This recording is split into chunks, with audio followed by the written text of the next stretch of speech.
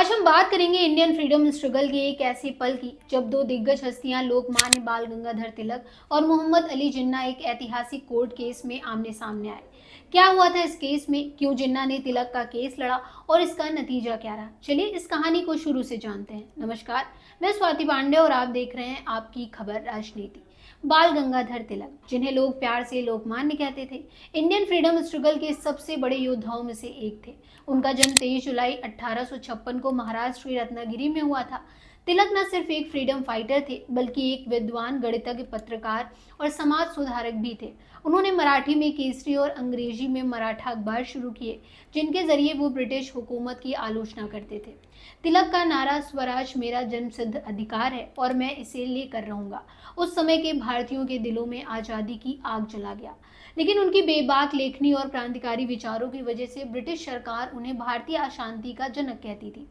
तिलक को कई बार जेल हुई और आज हम बात करेंगे उनके 1908 और 1916 के उन मुकदमों की जहां मोहम्मद अली जिन्ना ने उनकी पैरवी की। साल 1908, भारत में स्वतंत्रता संग्राम जोर पकड़ रहा था।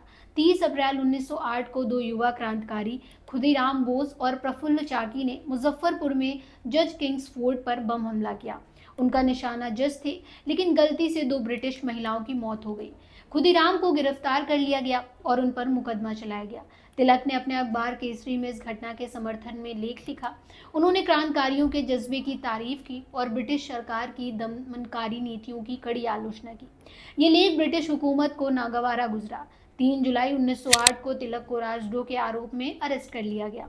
मुकदमा बॉम्बे हाई कोर्ट में चला। इस केस की सुनवाई एक पारसी जज जस्टिस दिनशाह दावर कर रहे थे। तिलक ने शुरू में अपना पक्ष खुद रखने की कोशिश की, लेकिन उनका फोकस राजनीतिक तर्कों पर था। ब्रिटिश सरकार ने इसे उनके खिलाफ यूज किया। यहीं पर मोहम्मद अली जिन्ना की एंट्री हुई। जिन्ना उस समय एक युवा और प्रतिभाशाली वकील थे। उन्होंने तिलक को सलाह दी कि केस को कानूनी आधार पर लड़ना जरूरी है, ना कि सिर्फ राजनीतिक तर्कों पर। लेकिन तिलक अपने सिद्धांतों पर अडिग थे। उन्होंने कोर्ट में कहा, मैं स्वराज की मांग करता हूं और ये मेरा हक है। जिन्ना ने पूरी कोशिश की, लेकिन ब्रिटिश कोर्ट ने तिलक को दोषी ठहराया और उन्हें 6 साल की सजा सुनाई। तिलक को बर्मा की मांडले जेल में भेज दिया गया, जहां उन्होंने अपनी प्रसिद्ध किताब गीता रहस्य लिखी। 1914 में तिलक जेल से रिहा हुए और फिर से स्वतंत्रता आंदोलन में जुट गए। उन्होंने 1916 में होम रूल लीग की स्थापना की और स्वराज की मांग को और तेज किया। लेकिन उनकी बेबाकी फिर से ब्रिटिश सरकार के निशाने पर आई। 1916 में तिलक एक बार फिर राजद्रोह का आरोप लगा। इस बार उनके भाषणों में स्वशासन की वकालत को आधार बनाया गया। इस केस में भी जिन्ना तिलक के वकील बने, लेकिन इस बार जिन्ना ने पहले से ज्यादा सतर्कता बरती। उन्होंने तर्क दिया कि तिलक के भाषण नौकरशाही की आलोचना करते हैं, ना कि ब्रिटिश राज्य की। ये एक मजबूती कानूनी दलील थी। इतिहासकार एजी नूरानी के मुताबिक तिलक इस बार भी केस को राजनीतिक रंग देना चाहते थे, लेकिन जिन्ना ने उन्हें कानूनी रास्ते पर रखा। जिन्ना की शानदार वकालत का नतीजा ये रहा कि तिलक को 20,000 रुपए की जमानत पर रिहा कर दिया गया। ये तिलक के लिए बड़ी जीत थी, क्योंकि ये पहली बार था जब वो राजद्रोह के आरोप में जेल जाने से बच गए थे। इस केस ने जिन्ना की कानूनी प्रतिभा को भी देश के सामने ला दिया। इंटरेस्टिंग बात यह है कि तिलक और जिन्ना के बीच कई मुद्दों पर मतभेद भी थे। तिलक गर्म दल के नेता थे जो उग्र राष्ट्रवाद में विश्वास रखते थे, जबकि जिन्ना उस समय नरमपंथी विचारधारा के करीब थे। फिर भी आज़ादी के लिए दोनों का जुनून उन्हें एक साथ लाया।